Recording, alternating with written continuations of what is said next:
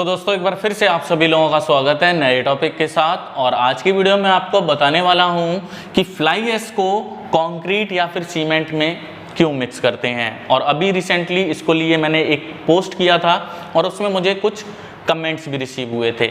लेकिन वो जो कमेंट्स हैं उसमें आपकी जनरल डिटेल्स हैं, लेकिन फ्लाई ऐश को यूज करने का एक टेक्निकल रीज़न क्या है वो आज मैं आपको बताऊंगा। क्योंकि जितने भी हमारी सीमेंट के ऊपर रिसर्च हो रही हैं या जो भी आपके टॉप मोस्ट जो ब्रांड्स हैं अल्ट्राटेक, एसीसी, अंबुजा, तो इनका जो भी रिटेल मार्केट में देखोगे तो पीपीसी सीमेंट बहुत ही इजीली अवेलेबल है और पीपीसी में हमारा फ्लाई ऐश मिक्स होता है। वही बात की जाए इंडिया में या ऑल ओवर वर्ल्ड के जो भी मेगा प्रोजेक्ट्स हैं तो उनमें भी फ्लाई ऐश का अच्छा खासा यूज हुआ है। इसको यूज करने का रीज़न क्या है, तो ये सारी चीज़ें आज एक टेक्निकल वे में और आसान सी भाषा में समझेंगे। तो दोस्तों वीडियो को आगे बढ़ाने से पहले आप सभी से रिक्वेस्ट है, अगर आप इस चैनल पर पहली बार आए हैं तो चैनल को सब्सक्राइब कर लीजिए और इस वीडियो को लाइक कर दीजिए। तो चलिए फिर आज की वीडियो शुरू करते हैं।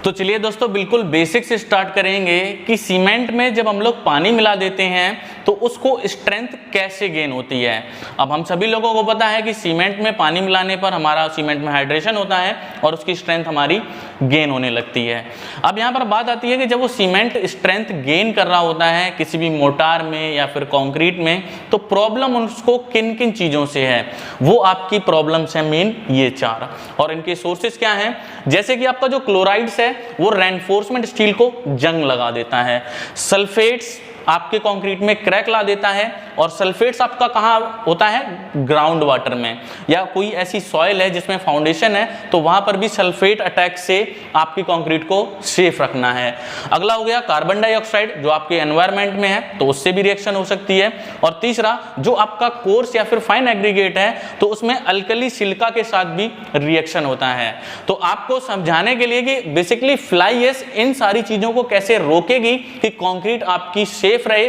और उसकी लाइफ बहुत ज्यादा हो जाए, तो उसके लिए मैं एक सिंपल सा फॉर्मूला लिखूंगा कि जिससे कि आपको सीमेंट की प्राइमरी और सेकेंडरी स्ट्रेंथ को कैसे गेन किया जाता है वो भी समझ में आए और इन सारी चीजों को कैसे रोकना है तो वो भी आपको समझ में आए। तो इसको समझाने के लिए एक सिंपल सा फॉर्मूला मैं यहाँ पर लिखूंगा और उसका जो फुल फॉर्मूला है वो आप यहाँ नीचे देख सकते हैं। अब सीमेंट की स्ट्रेंथ में जो मेन रोल है वो होता है आपका ट्राई कैल्शियम सिलिकेट जिसको हम लोग C3H बोलते हैं और डाई कैल्शियम सिलिकेट। जब सीमेंट में हम लोग क्या करते हैं, पानी मिक्स करते हैं तो उसके बेसिस पर हमारा क्या होता है, रिएक्शन स्टार्ट हो जाता है और सबसे पहले हमारा क्या बनेगा, CSH की जेल बनती है दोनों के केस में, और आपका बनता है कैल्शियम हाइड्रोक्साइड। अब यहाँ पर सिविल इंजीनियर के लिए नोट करने वाली चीज़ कौन सी है, क्योंकि यहाँ पर भी एक पॉइंट है जो इंटरव्यू में बहुत ज़्यादा पूछा जाता है। सीमेंट की जो अर्ली स्ट्रेंथ मिलती है यानी कि 3 to 7 डेज के बीच में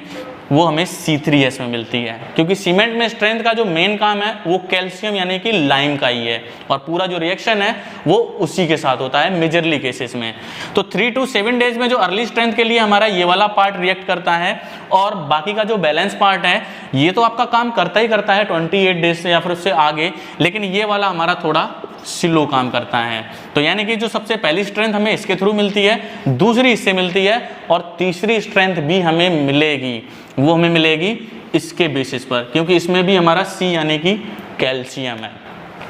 अब प्रॉब्लम कहाँ पर आती है, ये जो कैल्शियम हाइड्रोक्साइड है ना ये किसी के साथ भी रिएक्ट कर लेता है, यानी कि कोई भी रिएक्टिव मटेरियल अगर इसको मिला तो उसके साथ वो रिएक्ट करेगा ही करेगा और फिर उसका इम्पैक्ट कंक्रीट में पॉजिटिव हो या नेगेटिव हो। अगर इसको क्लोराइड्स वगैरह जैसे मिल जाएंगे, पानी मिल गया तो पानी में डिसॉल्व हो जाएगा, तो जिससे आपकी कंक्रीट में पोर्स वगैरह बना देगा, कैपिलरी सिस्टम बना देगा जिनके भीतर से पानी, क्लोराइड्स, लेड वो सारा जाके आपके रेनफोर्समेंट स्टील को मतलब खराब करेंगे। अगर किसी पानी में सल्फेट यानी कि सल्फर मिल गया या किसी ग्राउंड सॉइल में सल्फेट है तो वो सल्फेट अटैक को भी उसके साथ रिएक्ट करके कंक्रीट में दरारें ला देगा। कार्बन डाइऑक्साइड तो हमारे एनवायरनमेंट में होती है तो ये उसके साथ भी रिएक्ट करता है। अल्कली सिलिका क्या है, बेसिकली जो आपके साइड पर कोर्स एग्रीगेट आते हैं, सैंड आते हैं, ये किस सोर्स से आ रहे हैं, अगर उसमें रिएक्टिव सिलिका का कंटेंट हुआ अल्कली का तो इसके बेसिस पर भी कंक्रीट में क्रैक्स आ जाते हैं क्योंकि ये इसके साथ भी रिएक्ट कर लेगा। अब बहुत सारी रिसर्च हुई, इन्होंने सोचा कि इसमें जो CH वाले पार्ट में जो C है इसको कहीं कैसे यूज किया जाए क्योंकि स्ट्रेंथ तो इसमें भी है, क्योंकि ये CSH वाला जो जेल है ये आपका 80 to 85% कवर कर लेता है, बाकी का 10 से जो 15% है वो CH है। अब CH को किसी ना किसी के साथ तो रिएक्ट करना ही करना है, तो उसके लिए एक जो सॉल्यूशन मिला आपकी फ्लाई एश, यानी कि इसकी जो दोस्ती है वो इनसे ना करा के इसमें इसको बिजी कर दिया जाए। अब फ्लाई एश आपको पता है कहां से आती है, आपके पावर प्लांट्स से आती है। पावर प्लांट में क्या होता है, आपका जो कोयला होता है या जो भी ईंधन वगैरह हम उसमें जलाते हैं तो उसका जो टेम्परेचर होता है वो हमारा 1200 डिग्री सेंटीग्रेड से लेकर 1400 तक होता है, और इसी टेम्परेचर पर जब आपकी फ्लाई एश गर्म हो जाती है तो उसमें भी केमिकल रिएक्शन हो जाता है और वो भी आपकी रिएक्टिव फॉर्म में कन्वर्ट हो जाती है। अब सिलिका आपकी ये जो फ्लाई एश है ये भी रिएक्टिव हो गई है। रिएक्टिव होने के बाद में इसमें एल्यूमिना आ जाता है और आपका सिलिका आ जाता है। तो जब हम लोग क्या करते हैं 3CH को जब इसके साथ हम कर देते हैं तो ये हमारी तीसरी कैटेगरी की स्टेज में स्ट्रेंथ कन्वर्ट कर देता है, यानी कि तीसरी स्टेज में भी ये आगे फिर उसके साथ स्ट्रेंथ को गेन करने लगता है। और इसके बाद में एक सवाल और आया था, उन्होंने बोला था कि GGBS के बारे में भी बताएं। देखिए GGBS को हम लोग बोलते हैं ground granulated blast furnace slag, वो भी एक टाइप से फ्लाई एश ही है और इसको हम लोग यूज करते हैं इसी CH के लिए। बस फर्क इतना है, फ्लाई एश के थ्रू हमें मिलता है PPC सीमेंट जिसको हम लोग बोलते हैं पोजोलाना पोर्टलैंड सीमेंट।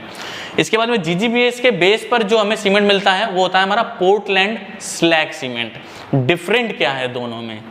देखिए डिफरेंट कहाँ पर है, ये जो फ्लाई एश आपको मिलती है ये आपके पावर प्लांट्स में जो फ्यूल जलाया जाता है तो उससे जो आपको जो ऐश मिलती है।